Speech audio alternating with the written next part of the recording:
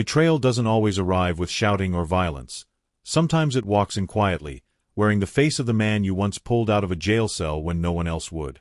I knew my life was about to fracture the moment I saw my cousin sitting behind the glass, his hands trembling, his eyes searching the room like a trapped animal, because in that instant I chose loyalty over safety without understanding the price.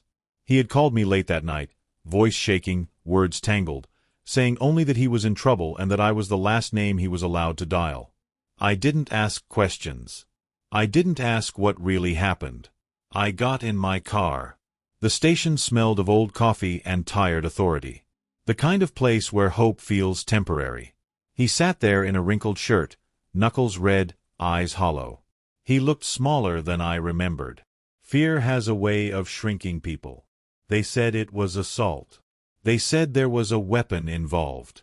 They said the case would stick. I listened quietly. I always listen first.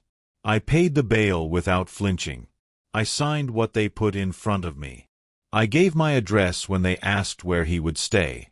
When he finally stepped outside, the night air hit him hard, and he leaned against my car like a man learning how to stand again. He thanked me too many times. That should have been the warning. At my house, he slept for 12 hours straight. I sat at the kitchen table, staring at a mug I didn't drink from, already calculating how this would echo into my life. Family has a way of turning private choices into lifelong consequences. I told myself I did the right thing. I told myself loyalty still meant something. I told myself blood mattered more than risk. I didn't know then that the same man who slept safely under my roof would one day raise his right hand and speak my name in a courtroom like it meant nothing. But that comes later. Back then, I was still protecting him. In the days that followed, the truth began to arrive in fragments. He avoided details. He changed timelines. He spoke carefully, like someone rehearsing. I noticed, but I stayed quiet. His lawyer came by once. A clean man. Sharp eyes. He spoke about leverage, about cooperation, about how the system rewards people who help themselves. I didn't like the way my cousin listened. I had my own life then. A stable job. A reputation built on patience and consistency. I wasn't reckless. I wasn't loud. People trusted me because I never needed attention. That made me useful. They started calling me for statements. Simple questions, they said. Background stuff. Context. I answered honestly, because I had nothing to hide. My cousin watched every conversation from the hallway. At night, he paced. During the day, he scrolled his phone endlessly. Fear was turning into calculation. I could see it forming behind his eyes. One evening, he asked me what I would do if things went bad. I told him the truth. I'll stand where I've always stood. He nodded, but he didn't meet my eyes. That's when I understood something important. Gratitude and loyalty are not the same emotion. Gratitude fades when fear grows. Weeks passed. The charge didn't disappear. The story shifted. Suddenly, there were witnesses. Suddenly, there were inconsistencies. And quietly, without drama, my name started appearing in conversations I wasn't invited into. The first official notice arrived on a Tuesday. I remember because Tuesdays were predictable. That mattered to me. Order matters when your life is built carefully. The envelope was thin. Government plain. No warmth. No apology. I read it twice. Then a third time. They wanted me as a material witness. I didn't panic. Panic is loud. I stayed silent.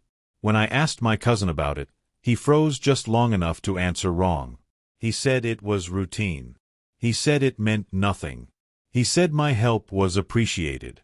His voice cracked on the last word. That night, I didn't sleep. I didn't confront him. I didn't accuse him. I did something far more dangerous. I started watching. I watched his calls. I watched his tone change. I watched him distance himself from me emotionally while still using my house, my food, my protection. Fear had turned him inward. Survival had rewritten his morals. And still, I said nothing. Because revenge doesn't begin with anger. It begins with clarity. And clarity told me one thing. If he was willing to save himself by destroying me, then the lesson he needed would have to be precise, quiet, and irreversible. That was the moment my role changed. I was no longer his shield. I was his mirror. I had built my life in a way that didn't invite attention. That mattered more than people realized. I worked steady hours, paid things early, spoke when needed, and stayed quiet when silence carried more weight. People like me because we don't create waves. Systems tolerate us because we don't disrupt them. And family leans on us because we rarely say no. That's how I became the one who fixes things. Long before the arrest, long before the courtroom whispers, I had already played that role for years. Small loans never repaid. Arguments smoothed over. Phone calls answered at hours when responsible people should be asleep. I never complained. I believed consistency was a form of integrity. My cousin grew up close to me, close enough that our histories overlapped. Same holidays. Same long drives. Same promises spoken casually and remembered differently later. He was always sharper at the surface, quicker with words, quicker with charm. I was slower. Observant. People often mistake that for weakness. When he moved into my house after the jail release, it wasn't unusual. Family had passed through before. A week here. A month there. I had a spare room that stayed clean more out of habit than need.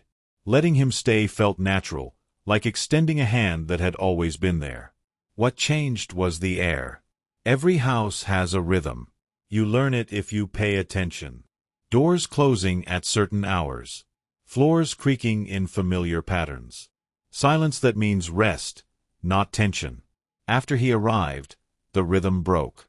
Late-night pacing. Whispered calls outside. Long pauses before answering simple questions. I told myself it was stress. The case hung over him like a shadow that moved when he moved. He jumped at knocks.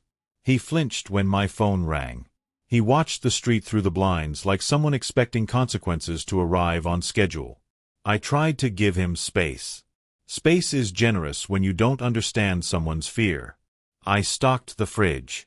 I made sure he ate. I avoided conversations that pressed too hard. That restraint would later be used against me. My work didn't slow down just because my house felt heavier. I left early. I returned tired. My reputation depended on predictability. I couldn't afford mistakes. I worked in an environment where trust mattered more than charisma. People listened to me because I rarely spoke without reason. That same trust would become a liability. When investigators started calling more often, the questions shifted. They weren't just about what I knew. They were about what I might have influenced. They asked about conversations, about advice, about suggestions I never made. I answered carefully. Truth doesn't need decoration. My cousin listened from the hallway again. Always the hallway, never the room. One afternoon, I found him sitting at my kitchen table, staring at paperwork he wasn't supposed to have. Legal language scattered like a puzzle. He looked up quickly, smiled too fast, and slid the papers away. He said his lawyer wanted him to understand the process. I said nothing. That night, I stood in the doorway of the spare room after he fell asleep. I didn't wake him. I didn't search his things. I just watched him breathe. There's a moment when you realize someone is no longer the person you remember, but someone you are still pretending they are. That realization doesn't hurt loudly. It settles. The setup wasn't dramatic. No shouting. No confrontations. Just gradual alignment. Pieces moving into place without announcing themselves. The legal system thrives on patterns. So do people under pressure. I began noticing both. He repeated phrases that weren't his. He used words he'd never used before. Cooperation, clarification, responsibility. Those words don't appear in fear. They are planted. I adjusted my routines. Slightly. Nothing noticeable. Different parking. Different lunch hours. Different call schedules. I stopped speaking casually around him. Every word became intentional. If he was learning how to survive, I needed to learn how to endure. The day I realized he had already decided to trade me was ordinary. That's what made it dangerous. He asked me calmly whether I'd ever lied to protect family. I asked him why. He shrugged. Said the lawyer wanted to understand character. Character isn't something you explain. It's something others describe when you're not in the room. I told him I believe in responsibility. He nodded. That nod was heavier than any accusation. From that moment, the house wasn't shared space anymore. It was a temporary arrangement with an expiration date only one of us knew. I didn't confront him because confrontation reveals fear. I didn't warn him because warnings invite adaptation. I did something far quieter. I documented dates, times, conversations, small inconsistencies that seemed meaningless alone, patterns that only appear when patience is applied. I wasn't building a case. I was building perspective. Revenge wasn't my goal. Balance was. People think justice arrives with force. It doesn't. It arrives when truth has nowhere left to hide. And at that stage, truth was already uncomfortable. He began staying out later, returning with rehearsed calm. He spoke about future plans like someone imagining a life they hadn't earned yet. Freedom had become conditional in his mind, and conditions always demand payment. I became careful with kindness. Kindness without boundaries teaches people the wrong lesson. When the subpoena finally arrived with my name typed cleanly at the top, I didn't feel surprise. I felt confirmation. This was no longer about family. It was about alignment. The setup was complete, whether he realized it or not. Because while he believed he was preparing to save himself, he never noticed that I had stopped standing in his way. And sometimes, the most dangerous thing you can do to someone who plans to betray you is let them proceed without interruption. Silence, at that stage, wasn't weakness. It was positioning. The questions changed tone before they changed content. At first, they had been polite, almost friendly, the kind of questions that pretend they already know the answers. Then, gradually, they became precise, narrow, focused on edges instead of centers. That's how you know someone is no longer gathering information but arranging it. I noticed it in the pauses. An investigator would ask something simple, then wait. Not for me to speak, but to see how I breathed. Silence is a tool when used correctly. I understood that. I respected it. I answered only when the question finished settling in the air. My cousin didn't understand silence. Silence frightened him. He filled it with explanations, with justifications, with unnecessary honesty that bent toward usefulness. I could hear it in the other room when he took calls. His voice softened, lowered. He tried to sound cooperative, reasonable, helpful. People like to believe that sounding helpful means being safe. It doesn't. Safety comes from consistency. One evening, he came home later than usual. Not drunk, not rushed, calm in a way that felt practiced. He sat across from me at the table and asked if I trusted him. That question never appears in healthy relationships. I looked at him for a long moment before answering. Not because I needed time, but because I wanted him to feel it. I said trust grows where truth lives. He smiled. The smile didn't reach his eyes. That night, I locked my office door for the first time since buying the house. From then on, I treated every interaction as if it might be replayed in another room, in another building, under different lighting. Because it probably would be. I stopped finishing his sentences. Stopped offering opinions. Stopped rescuing him from awkward silences. I let him speak. I let him reveal himself.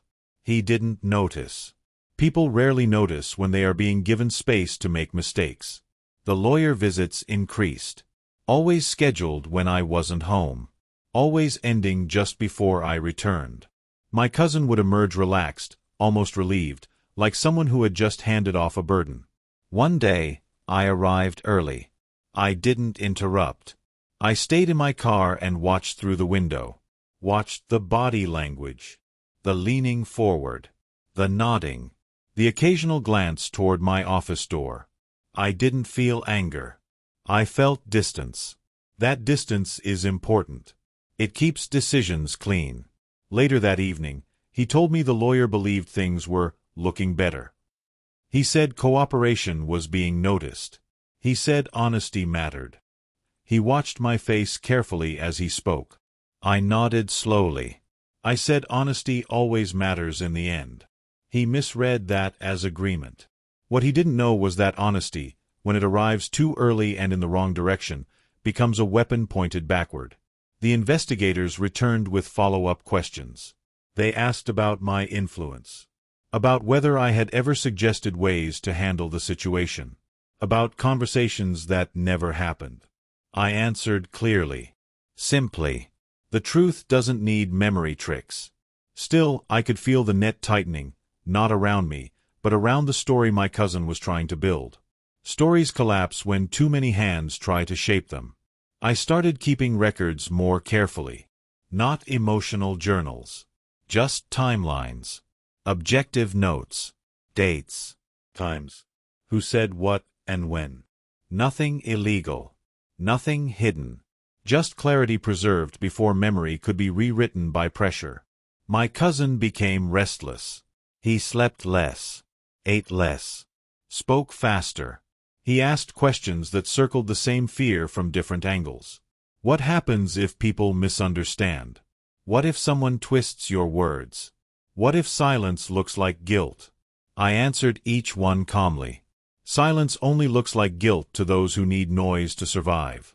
That answer unsettled him. The night before his preliminary hearing, he knocked on my door.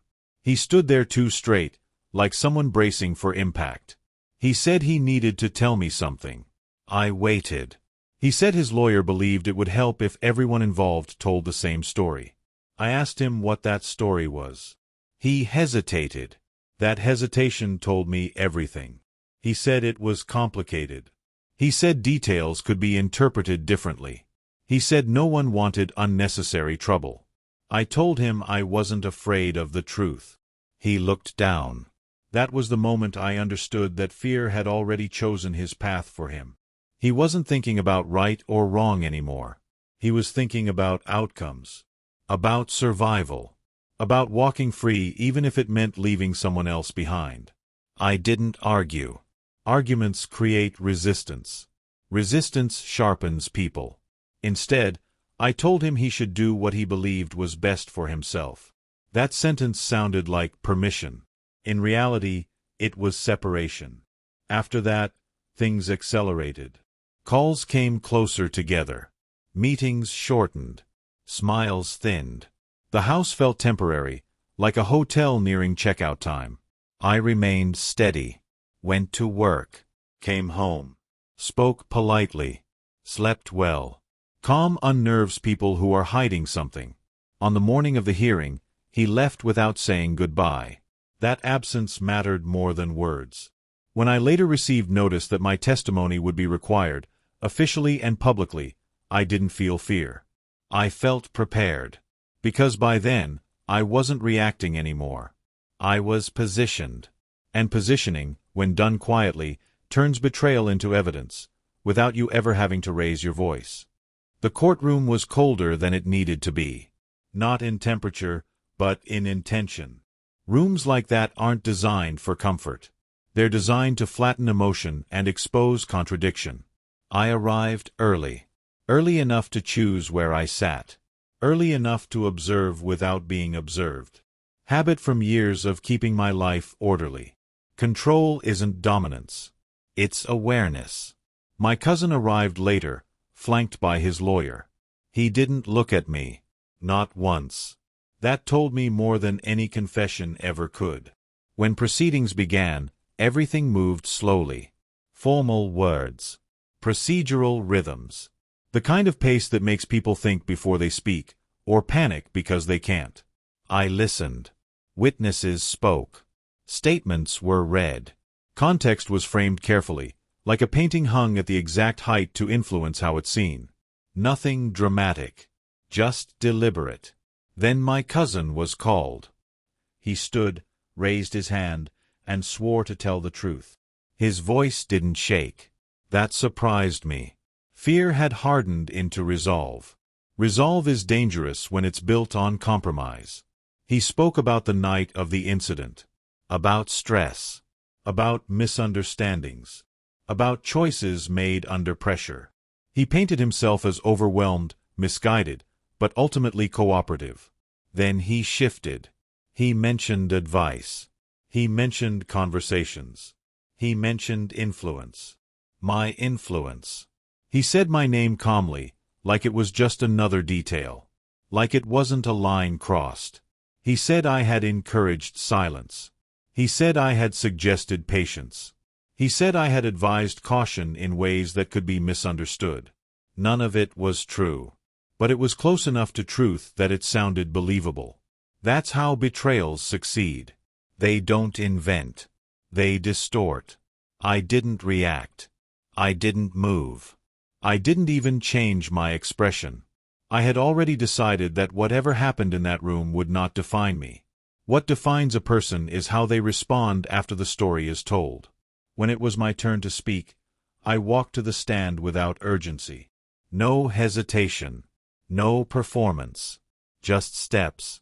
I answered questions slowly. Clearly. Without embellishment. I didn't accuse.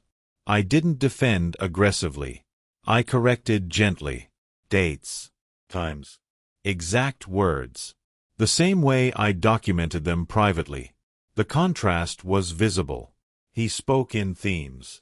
I spoke in facts. The room noticed. When asked whether I had ever advised him to mislead authorities, I said no. When asked whether I had encouraged cooperation, I said yes, but not at the cost of truth. When asked whether I believed he was afraid, I said fear explains behavior but doesn't excuse it. That answer landed heavier than anything else. I didn't look at him when I said it. The session ended without resolution. That's how preliminary things often do. But something had shifted. Stories don't collapse immediately. They develop cracks first. Outside the courtroom, he finally looked at me. Just briefly. His face carried relief mixed with something else, uncertainty. He had expected anger, accusation, some emotional reaction he could measure. I gave him none. That unsettled him. In the weeks that followed, the distance between us became official. He moved out quietly, left a short note, thanked me again, apologized vaguely, promised nothing. I didn't respond. I continued documenting, continued living, continued being exactly who I had always been. That consistency mattered more now than ever. The investigation didn't disappear, but its focus sharpened. Contradictions surfaced. Statements were revisited. Cooperation became conditional again. People underestimate how heavy truth becomes when it's allowed to stand alone. Without emotion. Without persuasion. My cousin reached out once. Late. Said he felt trapped. Said things had gone further than he intended. Said fear had made decisions for him. I listened. I told him fear always does. He asked if I was angry. I said anger would mean I still expected something from him. That ended the call. From that moment, the roles were clear. He was no longer reacting to events. He was reacting to consequences. And consequences don't negotiate. The setup phase of my life ended there. Not with revenge. Not with justice yet. But with separation. I had stopped carrying someone else's choices. And when you finally put that weight down, you realize how much freedom there is in simply standing still while others rush to explain themselves. Injustice doesn't arrive all at once. It seeps in through procedure, through implication, through the quiet way people begin to look at you differently when your name enters a room without you. The first sign wasn't a phone call or a letter. It was hesitation. People who had known me for years paused before answering my messages. Conversations shortened. Jokes stopped landing. Not because they believed I had done something wrong, but because uncertainty makes people cautious, and caution changes behavior. That's how reputations are pressured, slowly. At work, nothing official changed, but everything else did. Meetings where my input had once been assumed now required invitation. Decisions I used to influence quietly were made without me. No hostility. Just distance. Distance is safer than accusation. I didn't protest.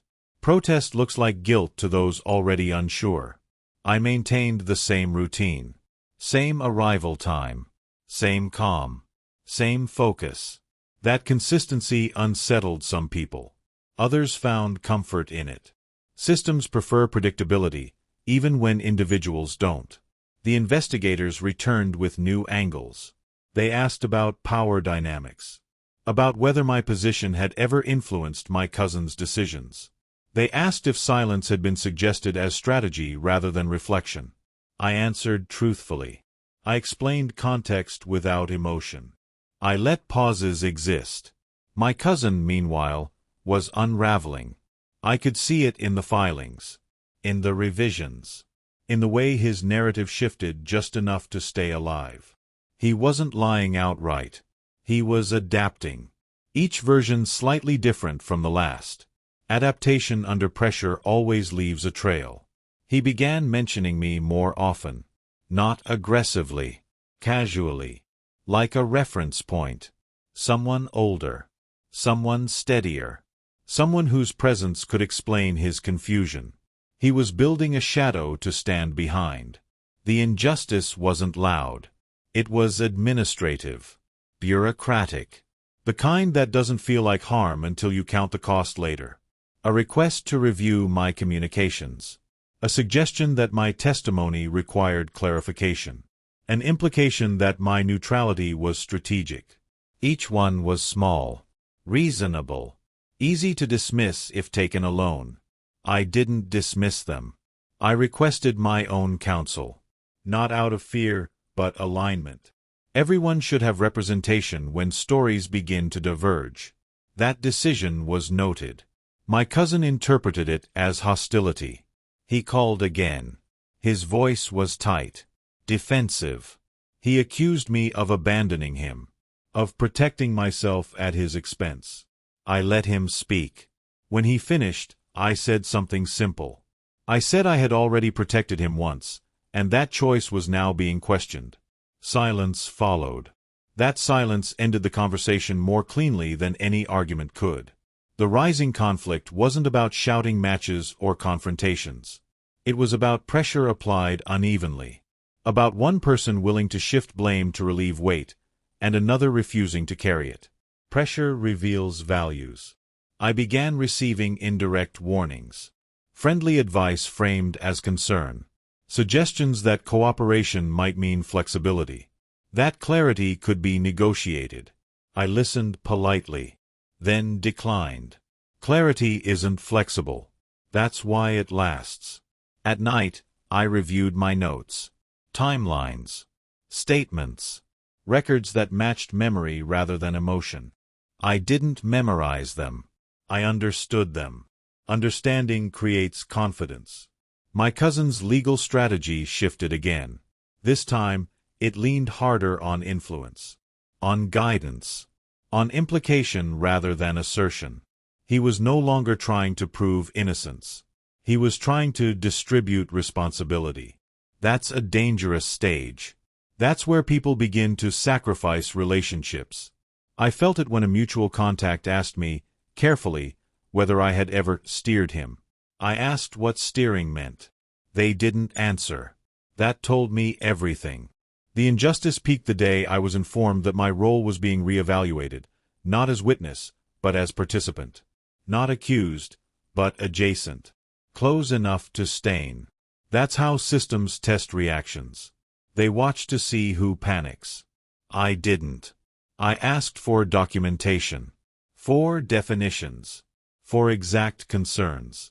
They provided none. That absence mattered. My counsel advised patience. Not strategy. Not counterattack.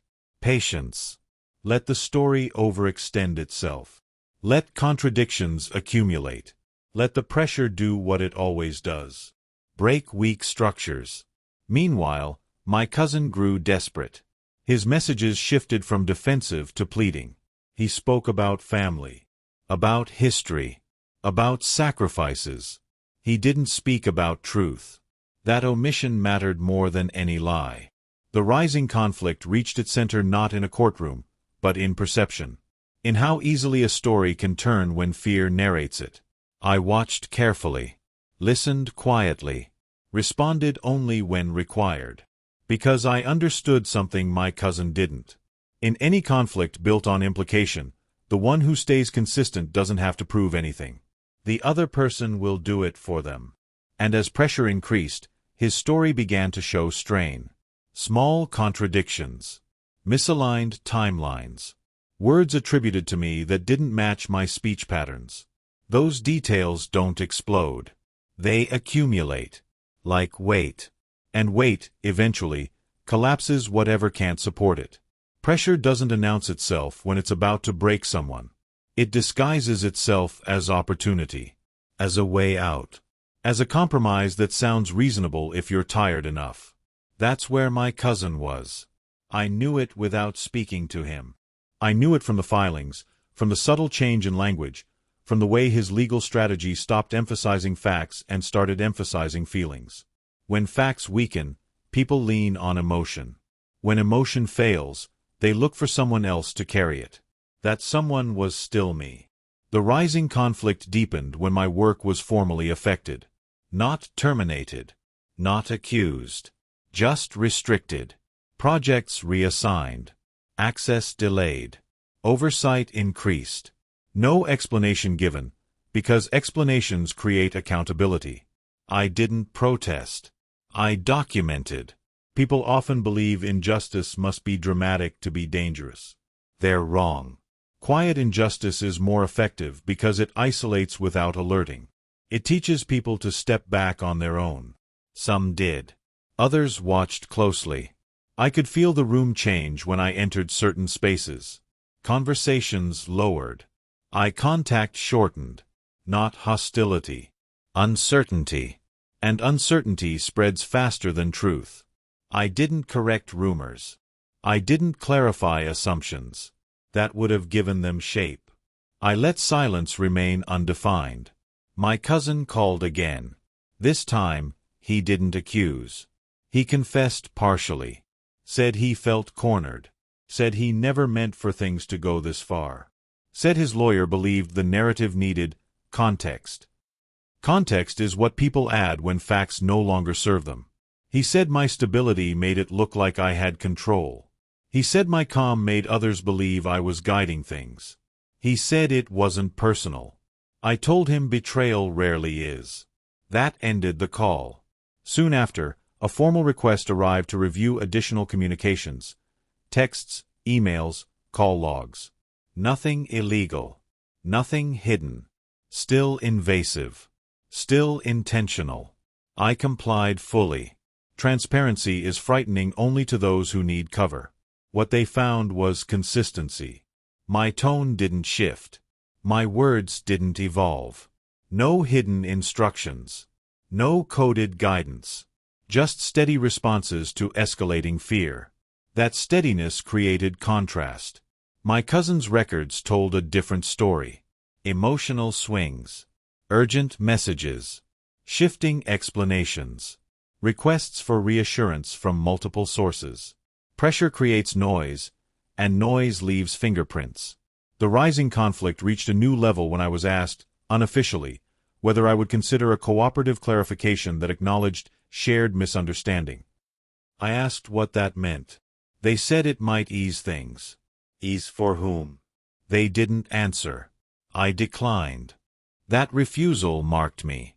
Not as guilty. As inconvenient. Inconvenient people aren't easily controlled. My counsel explained what was happening in simple terms. When a system can't resolve a story cleanly, it applies pressure where it expects movement. My cousin had already moved. I hadn't. That imbalance frustrated them. I didn't celebrate that. I respected it. Pressure exists for a reason. But it doesn't change truth. It only tests commitment to it. Meanwhile, my cousin's situation worsened. Deals were discussed, then delayed. Promises softened. The relief he had tasted early on evaporated. Cooperation only works when it produces results. When it doesn't, desperation sets in. Desperation makes people careless. He contradicted himself publicly. Corrected statements mid-sentence. Attributed motivations he couldn't explain. His confidence fractured. I watched from a distance. This wasn't revenge. It was gravity. The rising conflict peaked internally one night when I realized something unexpected. I no longer felt disappointed. Disappointment requires expectation. I had let go of that. What I felt instead was clarity. Clean. Undramatic. Heavy in a way that anchors rather than burdens. I understood then that whatever happened next would not be about me proving innocence. It would be about others reconciling inconsistency. That realization is freeing. When another mutual contact reached out, this time directly asking if I would be willing to help resolve things, I answered honestly. I said I had already done everything right. They didn't reply. From that moment on, the conflict stopped rising in volume and started tightening in focus. That's when things become dangerous for the person who built their story on flexibility. Because focus exposes structure. And my cousin's structure was weak. He had mistaken survival for strategy. He had mistaken cooperation for control. He had mistaken my silence for permission. The system began to notice what I had known all along. Truth doesn't chase. It waits. And in the waiting, it gathers weight. The moment everything narrowed, I felt it before anyone said it out loud. Not through a letter. Not through a call. Through tone. The way questions were asked changed again. Less exploratory. More confirmatory. When systems begin to suspect they've leaned on the wrong pressure point, they recalibrate quietly. I was asked to come in for another session. Not urgent. Not formal. Just to clarify a few things. That phrase always means someone else's version has started to bend. I arrived prepared, but not defensive. There's a difference. Defense assumes attack. Preparation assumes truth will be asked to stand on its own. They asked about timing. They asked about sequence. They asked about intent. Intent is where stories die.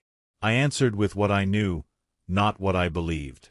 Belief complicates things. Knowledge doesn't. Then they asked something different. They asked why my cousin would suggest I influenced him if it wasn't true. I paused. Not to think. To allow the question to exist fully. Then I said something simple. I said fear needs a direction. That answer didn't accuse him. It explained him. Silence followed. Not uncomfortable. Not hostile. Reflective. That's when I knew the weight had shifted. Outside that room, my cousin's situation continued to deteriorate. He missed deadlines. Changed counsel. Requested delays that weren't granted. His cooperation had lost its value. He reached out again. This time, not to talk strategy or justify choices, but to apologize. Real apologies are specific. His wasn't. He said he was sorry for how things looked. He said he never meant to hurt anyone. He said pressure had changed him. I didn't correct him. Correction at that stage would have been unkind. Instead, I told him something I had learned long ago. I told him pressure doesn't change people. It reveals them. That conversation ended quietly. For good. The final phase of the rising conflict wasn't explosive. It was administrative. Reclassifications. Adjustments. Notices revised. My status clarified. His position isolated. I wasn't celebrated. I wasn't apologized to. Systems rarely do either. They correct course and move on. But the damage to him had already been done. Not by me, but by the choices he made when he believed silence could be manipulated. When the official notice arrived clearing me of any implication, I read it once and put it away.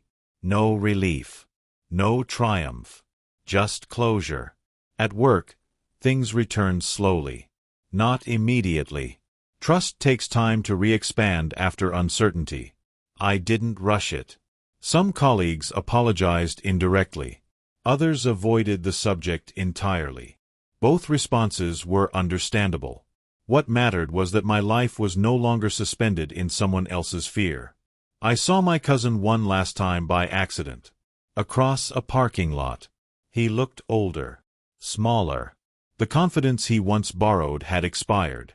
He didn't approach. Neither did I. There was nothing left to say. The rising conflict ended not with confrontation, but with separation so complete it felt natural. Like two paths that had diverged long before either person noticed. I drove home that evening in silence.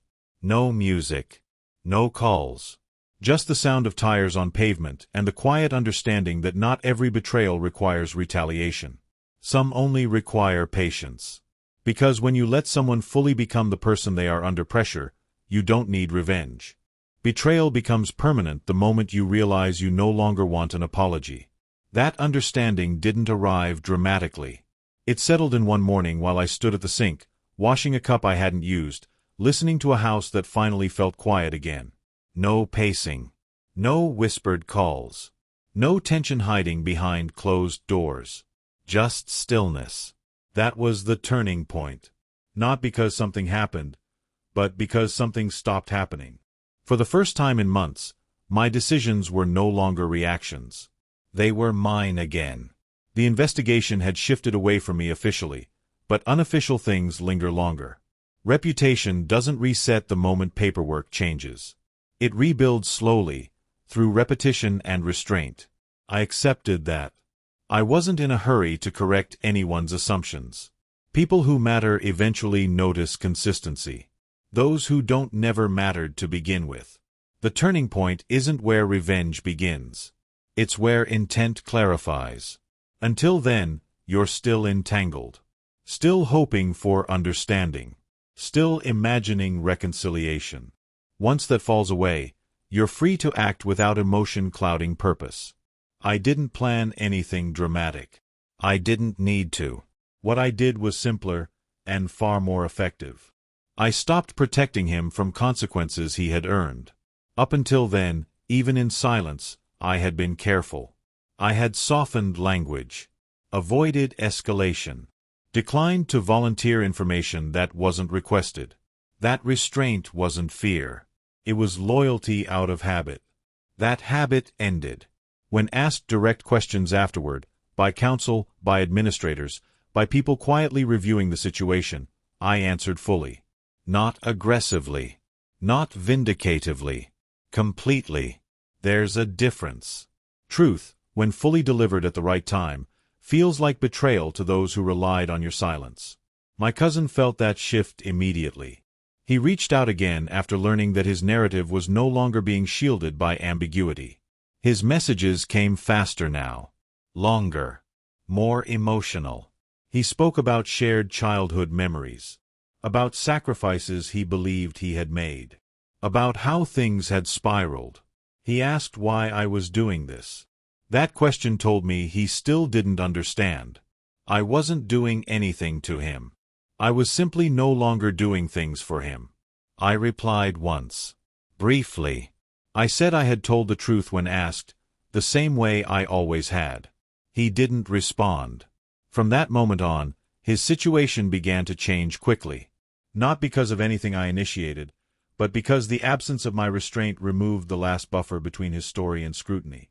Details that had been overlooked were revisited. Statements previously accepted were compared. Timelines that had been stretched were measured again. That's what happens when narratives lose protection. They're examined. The turning point was also internal. I began to reflect differently. Not with bitterness, but with clarity. I revisited past moments, not to relive them, but to understand how I had misread loyalty as obligation. I realized I had confused responsibility with sacrifice. I had believed that being dependable meant absorbing risk quietly. That belief had served others well, but not me. Quiet revenge doesn't require punishment. It requires boundaries enforced too late to be reversed. At work, opportunities began returning, not because people apologized, but because results demanded it. My performance hadn't changed during the uncertainty. That mattered. People trust what remains stable under pressure. I didn't discuss the case. I didn't hint at injustice. I let outcomes speak. That restraint elevated my position without effort. Meanwhile, my cousin's position collapsed under its own contradictions. Deals fell apart. Testimonies were questioned. The cooperation he had offered lost value when its reliability eroded. He had traded loyalty for survival, and ended up with neither. The turning point reached its peak the day I was informed that my full statement had been pivotal in reassessing his credibility. Pivotal. That word carries weight. I didn't feel satisfaction. I felt distance. Emotional distance is what makes justice feel quiet instead of cruel. I understood then that revenge didn't require me to win. It required me to stop losing. Later that evening, I sat alone and thought about the moment I paid his bail without hesitation. About the confidence with which I had believed doing the right thing guaranteed the right outcome. That belief had been naive, but not wrong. Doing the right thing doesn't protect you from betrayal. It prepares you to survive it. That's the lesson my cousin never learned. He believed survival meant shifting blame. I learned survival meant standing still while others shifted themselves into collapse. The turning point wasn't an action. It was a release. The release of responsibility for someone else's choices. The release of guilt for refusing to carry them. The release of the need to be understood by someone who had already chosen misunderstanding. From there, everything unfolded naturally. And when justice unfolds without force, without shouting, without spectacle, it feels less like revenge and more like balance restored. Once I let go, the pace of everything changed. Not outwardly. Outwardly, life looked the same. Same streets. Same workdays. Same evenings. But inside, something had shifted from resistance to alignment. When you stop pushing against what already is, events begin to move on their own. That's the quiet power people misunderstand. The second segment of the turning point wasn't about action. It was about allowance. Allowing systems to do what they are designed to do when interference is removed. Allowing people to face the full shape of their own decisions. For the first time since his arrest, I wasn't anticipating my cousin's next move. I wasn't bracing for the next implication, the next phone call, the next adjustment to his story. I had stopped tracking him emotionally. That absence of attention weakened him more than any confrontation could have. People draw strength from opposition. When you remove yourself from the role of opponent, they are left alone with themselves. That's a dangerous place for someone who relies on narrative rather than truth. He continued to spiral quietly. I learned this not through gossip, but through process. Notices. Updates. Shifts in scheduling. The language in official correspondence became sharper, less forgiving. Words like clarification were replaced with discrepancy. Context was replaced with inconsistency.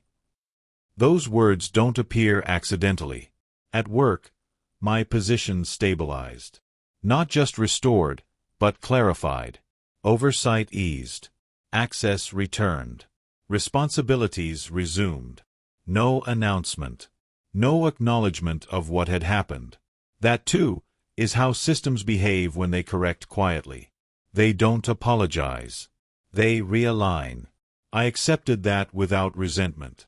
Resentment is a delayed form of attachment. I didn't want to stay attached to what had already passed. There was a moment during this period when I was asked, casually during a review, how I had handled the stress of the past months. The question wasn't about productivity. It was about temperament. I answered honestly. I said I focused on what I could control. They nodded. That answer stayed with them longer than any explanation would have. My cousin reached out again, but this time through someone else. A mutual contact. Someone who believed reconciliation was still possible if communication could be guided. I declined. Not angrily. Not dismissively. Simply declined. That refusal marked the final shift.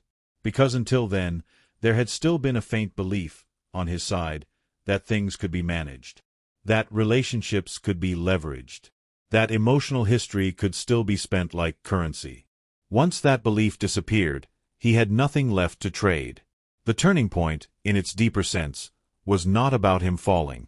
It was about me no longer rising to meet him where he stood. That difference is subtle, but permanent. I spent more time alone during that period. Not withdrawn. Intentional. I walked in the evenings. Drove without destination. Let thoughts arrive and leave without chasing them. Reflection isn't rumination when it's grounded in acceptance. I examined my own role honestly. Not to blame myself, but to understand patterns. Why I had stepped in so quickly. Why I had assumed responsibility without verification. Why loyalty had overridden discernment. Those questions didn't hurt. They refined me. I realized that my calm nature had often been misinterpreted as availability. That my consistency had been mistaken for obligation. That my silence had been read as consent. Those realizations didn't make me bitter. They made me precise. Precision is the turning point most people miss. They rush toward resolution without sharpening their understanding. Then they repeat the same patterns under new names. I wasn't interested in repeating anything. As my cousin's case advanced, I noticed something else. People stopped mentioning him around me. Not out of respect. Out of clarity. His story had lost relevance. Once credibility erodes, attention follows. He had wanted freedom at any cost. He got isolation instead. One afternoon, I received a message from him directly. Short. Unemotional. He said he wished things had gone differently. I believed him. But wishing doesn't repair fractures caused by choice. I didn't respond. Not because I wanted to punish him, but because there was nothing left to resolve. The turning point doesn't end with a decisive moment. It fades in quietly, like night settling over a familiar place. You don't notice the exact second it happens. You only notice that the light is gone and something steadier has taken its place. For me, that steadiness was self-respect. Not the loud kind. Not the kind that demands recognition. The quiet kind that governs decisions without asking permission. I had stopped explaining myself. Stopped defending my silence. Stopped carrying narratives that weren't mine. That's when the revenge became complete, without me ever seeking it. Because when you withdraw your energy from someone who built their survival on borrowing it, collapse becomes inevitable. And you don't have to watch. You just keep walking. That was the true turning point. The final shift didn't come with news. It came with absence. No more messages. No more intermediaries. No more updates disguised as concern. My cousin had gone quiet in a way that wasn't strategic. It was exhausted. When people stop trying to manage outcomes, it usually means outcomes have begun managing them. That silence told me everything I needed to know. Part 4's last segment isn't about victory. It's about recognition, the moment you fully understand that nothing more is required from you. Not effort. Not explanation. Not mercy disguised as patience. I had already given enough. What remained was observation. From a distance, I watched how systems behave when truth finally outweighs narrative. They don't collapse dramatically. They tighten. They reduce tolerance for ambiguity. They demand consistency from people who no longer have it. My cousin was asked to restate his testimony. Then again. Then with records present. Each time, the room grew less forgiving.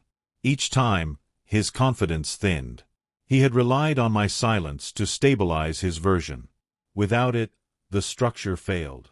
This is where many people expect revenge to look like celebration. It didn't.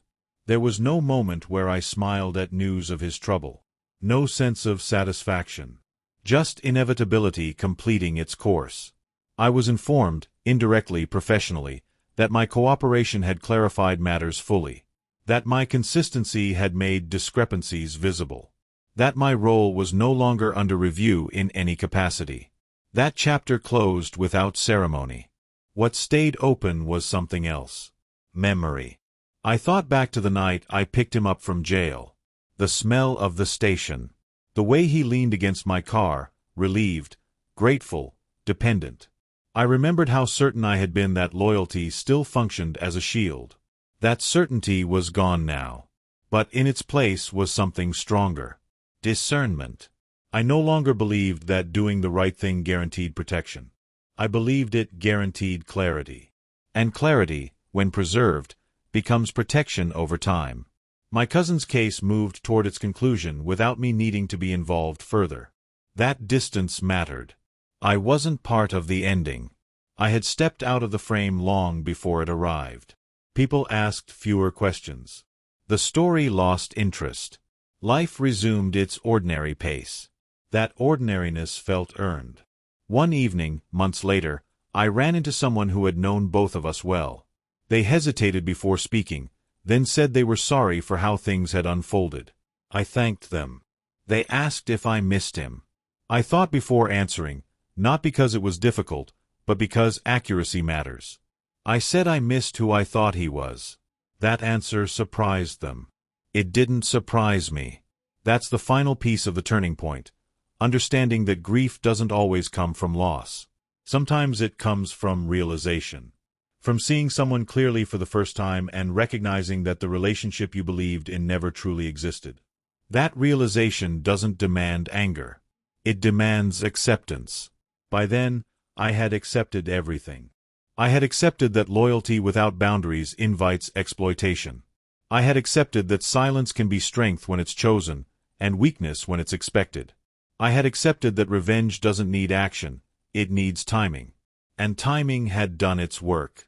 The turning point ended not with his downfall, but with my release. Release from responsibility. Release from expectation. Release from the need to be understood by someone who had already chosen survival over integrity. From there, the rest would unfold naturally. Justice didn't need my involvement anymore. Balance had been restored. The courtroom had emptied long before I arrived that morning. Not because the case was over, but because everyone who mattered had already decided how it would end. Systems move slowly, but when pressure has done its work, the last pieces fall into place quietly. I walked in, not expecting applause. Not expecting confrontation. Just expecting the ordinary. The kind of routine that happens when the machinery of truth finally catches up to human error.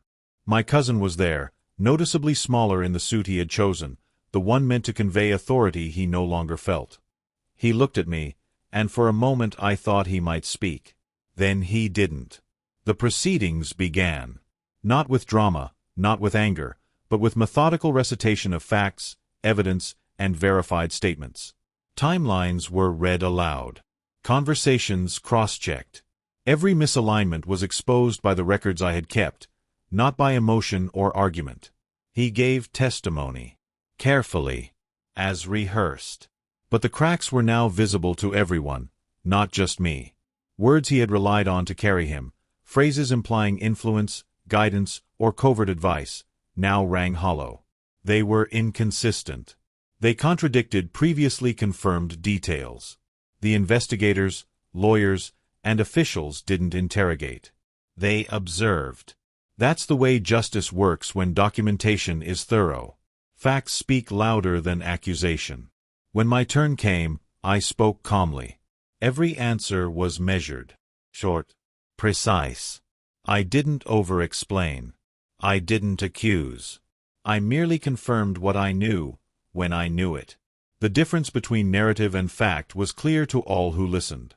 My cousin shifted in his seat. The tension wasn't in raised voices or aggressive gestures, it was in his posture. The way he adjusted his tie. The way his hands trembled slightly when he held the papers. Fear and guilt have their own rhythm, and people carry it differently. I left nothing unsaid, but I said it without passion. That's what makes truth heavy enough to do its work. People often think revenge requires action, confrontation, or exposure. They're wrong. Revenge often requires patience, observation, and letting inevitability take its course. Outside the courtroom, I didn't linger. I didn't look back. That's not my way. I had already ensured the balance would tip naturally, without my intervention. Justice isn't always loud. Sometimes it's quiet, administrative, inevitable. By the end of that week, I learned the final consequences my cousin would face. Not cruelly, not dramatically, but appropriately. His credibility had eroded. Opportunities were lost. Relationships strained. The weight of his own choices was now unavoidable. I didn't rejoice. I didn't gloat. I understood that the resolution wasn't about punishment. It was about alignment. Cause and effect had returned to its natural path. At work, things began to stabilize further. My reputation, tested indirectly by association, was now reinforced by consistent behavior, evidence of integrity, and the absence of error. Colleagues who had doubted or hesitated now recognized the steadiness that had gone unacknowledged for months. I spent evenings reflecting, not with bitterness, but with clarity. Every step I had taken, every pause, every silence, every careful documentation, had contributed to the outcome. And it had done so without drama. The resolution phase isn't the moment of triumph. It's the moment of balance. The moment when the scales finally rest. The moment when you realize that sometimes the best way to be heard is to stop participating in someone else's story entirely and let truth speak for itself. My cousin reached out once more, indirectly, through mutual contacts. This time, his messages were subdued, apologetic, and tinged with regret. I didn't respond. There was nothing to resolve. Everything had already resolved itself. That's the quiet strength of moral patience. By acting consistently, by documenting truth without emotion, by refusing to be manipulated by fear or loyalty misused, the story resolves naturally. You don't need to force it. You don't need to make it visible.